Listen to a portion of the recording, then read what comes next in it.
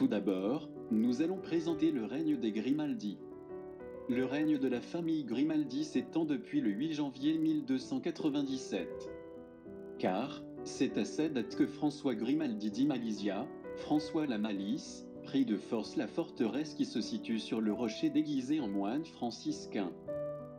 On retrouve ce symbole également sur le blason de la principauté par une représentation de deux moines tenant une épée.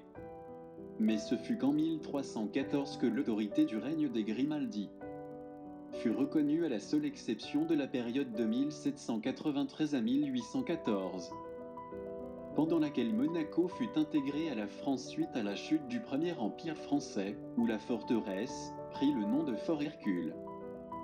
La ville est ensuite repassée en 1860 sous le règne des Grimaldi.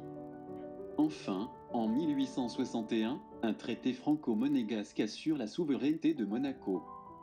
Autrefois, les communes françaises de Menton et de Roquebrune-Cap-Martin faisaient partie de la principauté.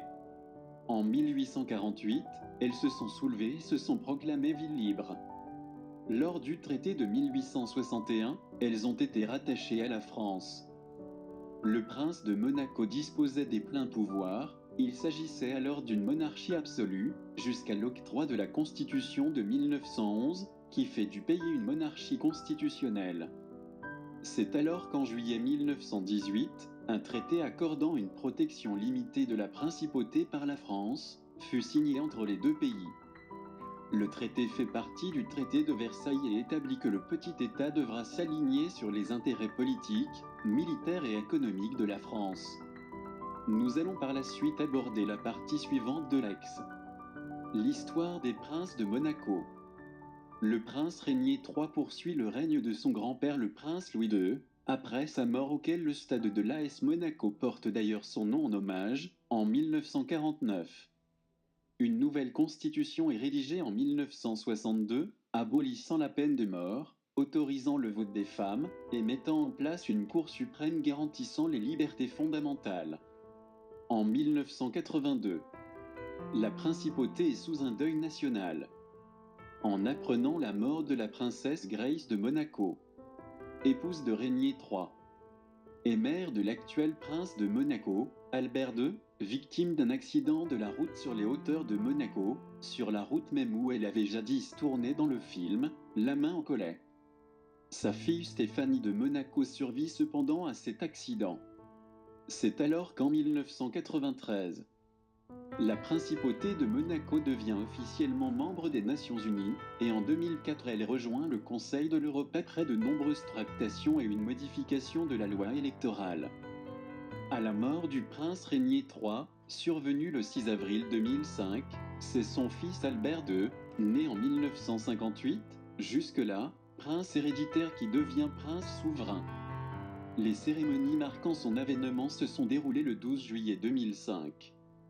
Celle de son arrivée au trône officiel le 19 novembre 2005.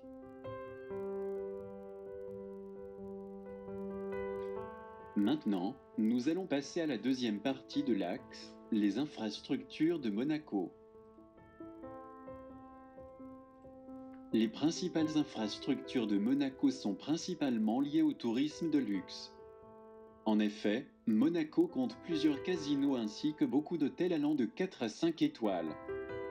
De plus, à Monaco, la vie nocturne est très exploitée avec de nombreux casinos à la hauteur de Las Vegas et des boîtes de nuit magnifiques. Par ailleurs, Monaco a aussi 2 ports qui peuvent accueillir des bateaux jusqu'à 70 mètres dans leur port. Monaco comporte également une grande sélection de musées. On peut aussi dire que les bâtiments à la location ou à la vente sont très répandus dans le territoire monégasque. Ensuite, on peut dire que les infrastructures attirent du tourisme de luxe. En effet, la principauté dispose de 15 hôtels, offrant une capacité de 2535 chambres, soit 5526 lits, dont 4 hôtels 5 étoiles et 4 hôtels 4 étoiles. Les 4 étoiles représentent à eux seuls la moitié des chambres, et, si l'on additionne les 4 et 5 étoiles, ces deux catégories représentent 80% des chambres. De plus, la remise en forme est très demandée par une clientèle de loisirs non européenne. Le shopping est très prisé à la fois par la clientèle de loisirs et d'affaires.